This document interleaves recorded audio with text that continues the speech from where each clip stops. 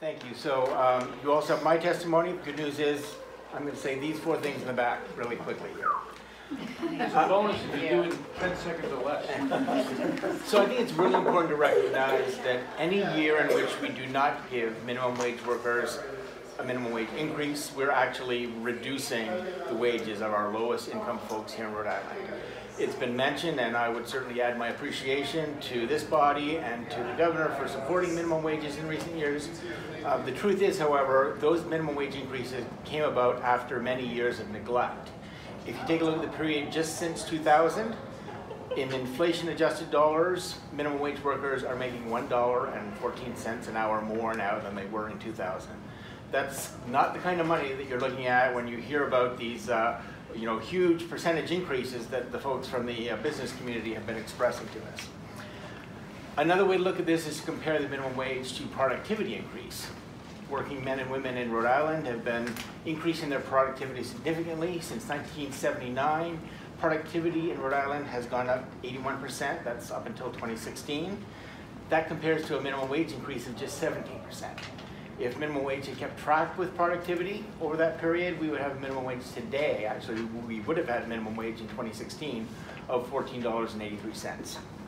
Clearly, our workers are working hard. They're creating great wealth. That wealth is not going into their pockets.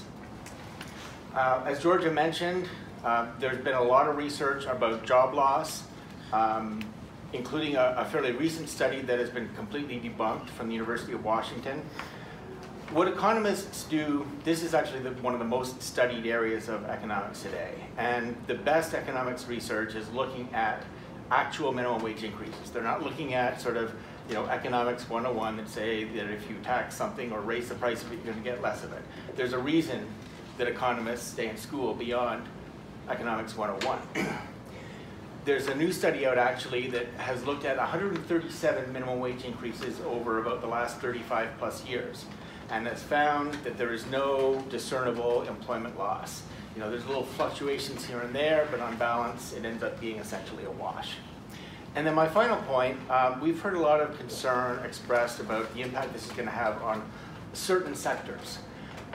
My sense is that the very sectors that will be quote unquote hurt the most by this, retail, hospitality industry, those are the very same sectors that have been, that stand to gain the most by having people in Rhode Island having additional disposable income in their pockets. We all know that the real job makers in this economy are the men and women who have disposable income that they can use to spend on goods and services here in Rhode Island. Increasing the minimum wage is a win-win. It helps Rhode Island economy, it helps communities, it helps families to thrive and prosper. And for that reason, I urge you to please consider passing this out of committee. Thank you. Thanks, Doug.